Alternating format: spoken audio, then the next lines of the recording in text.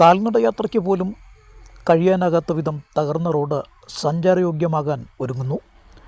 കോട്ടയം ചിങ്ങവനം കണ്ണംകുളം കണിയാമല റോഡാണ് നാട്ടുകാരുടെയും യാത്രക്കാരുടെയും നിരന്തരമായ ആവശ്യത്തിനൊടുവിൽ പുനർനിർമ്മാണത്തിന് ഒരുങ്ങുന്നത്. റോഡിൻ്റെ നിർമ്മാണ ഉദ്ഘാടനം തിരുവഞ്ചൂർ രാധാകൃഷ്ണൻ എം.എൽ.എ. നിർവഹിച്ചു. ചെറുതും വലുതുമായ നൂറുകണക്കിന് വാഹനങ്ങൾ കടന്നുപോകുന്ന റോഡിലൂടെ കാൽനടയാത്ര പോലും ദുഷ്കരമായ സാഹചര്യമാണ് കഴിഞ്ഞ കുറേ മാസങ്ങളായി ഉണ്ടായിരുന്നത്. ഇതോടെ റോഡ് പുനർനിർമ്മിക്കണമെന്നാവശ്യപ്പെട്ട് നാട്ടുകാർ നിരവധി തവണ അധികൃതർക്ക് പരാതി നൽകി. എങ്കിലും നടപടികൾ എങ്ങും എത്തിയിരുന്നില്ല. ഇതോടെ റോഡ് നിർമ്മാണത്തിനായി തിരുവഞ്ചൂർ രാധാകൃഷ്ണൻ എം.എൽ.എ. ഇടപെടുകയും എം.എൽ.എയുടെ ആസ്തി വികസന ഫണ്ടിൽ നിന്നും 35 ലക്ഷം രൂപ അനുവദിക്കുകയുമായിരുന്നു. എന്നാൽ കരാർ ഏറ്റെടുക്കാൻ ആരും തയ്യാറാകാതെ വന്നതോടെ വീണ്ടും റോഡ് നിർമ്മാണം നീണ്ടുപോയി. തുടർന്ന് ജനപ്രതിനിധികളുടെ ഉൾപ്പെടെയുള്ള ഇടപെടലിൽ റോഡ് നിർമ്മിക്കാൻ കരാർ ഏറ്റെടുക്കുകയായിരുന്നു. 1.5 കിലോമീറ്റർ ദൂരമുള്ള റോഡ് സൈഡ് കോൺക്രീറ്റിംഗ് അടക്കം നടത്തിയാണ് ടാറിങ് പൂർത്തിയാക്കുന്നത്. ഓണം കഴിയുന്നതോടെ നിർമ്മാണ പ്രവർത്തനങ്ങൾ ആരംഭിക്കും. കണിയാമല ജംഗ്ഷനിൽ നടന്ന റോഡിൻ്റെ നിർമ്മാണ ഉദ്ഘാടനം തിരുവഞ്ചൂർ രാധാകൃഷ്ണൻ എം.എൽ.എ. നിർവഹിച്ചു. പനച്ചിക്കാട് ഗ്രാമപഞ്ചായത്ത് പ്രസിഡന്റ് ആനി മാമൻ അധ്യക്ഷയായി.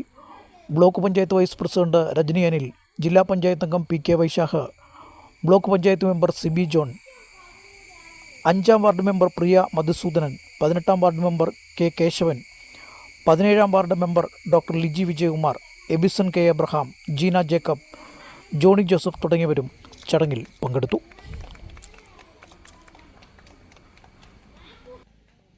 അതുപോലെ നമുക്ക് എല്ലാവരും കൂടെ യോജിച്ചാൽ ഇതുപോലെ ഒട്ടനവധി കാര്യങ്ങൾക്ക് പരിഹാരം ഉണ്ടാക്കാൻ കഴിയും. അങ്ങനെ പോയെങ്കിലേ നമ്മുടെ നാട് നമ്മൾ ആഗ്രഹിക്കുന്ന വേഗത്തിൽ ഡെവലപ്പ് ചെയ്യും. അല്ലെങ്കിൽ ഡെവലപ്പ് ചെയ്യാം, പക്ഷെ ആഗ്രഹിക്കുന്ന വേഗത്തിലാകില്ല. അത് ചെയ്യണം. അതിന് നമുക്ക് എല്ലാവർക്കും ഒരുമിച്ച് പോകണം എന്ന് ഞാൻ ഓർമ്മിപ്പിക്കുകയാണ്. ഇതിൻ്റെ കോൺട്രാക്റ്റ് ഇവിടെ എത്തി എന്ന് പറഞ്ഞപ്പോൾ തന്നെ എനിക്ക് സന്തോഷമായി. റോഡിൻ്റെ പണി വന്നാൽ കോൺട്രാക്ടർമാർ വരികയല്ല, ഓടുക. കാരണം അവർക്ക് ബില്ല് മാറി കിട്ടുകയില്ല എന്നുള്ളതാണ് അവരുടെ ഒരു പരാതി. ഒരു കാര്യം ഞാൻ ഉറപ്പായിട്ട് പറയാം, ഇത് എം.എൽ.എ. ഫണ്ടാണ്. ഇതിൻ്റെ ബില്ല് തടഞ്ഞു വെക്കാൻ ആർക്കും ഒരു അധികാരവും ഇല്ല. അത് കൃത്യമായിട്ട് കെട്ടിരിക്കും. അടുത്ത എം.എൽ.എ. ഫണ്ടിൻ്റെ വർക്ക് കൂടെ എടുത്തു. അത് നമ്മൾ കൃത്യമായിട്ട് നമ്മൾ നോക്കും.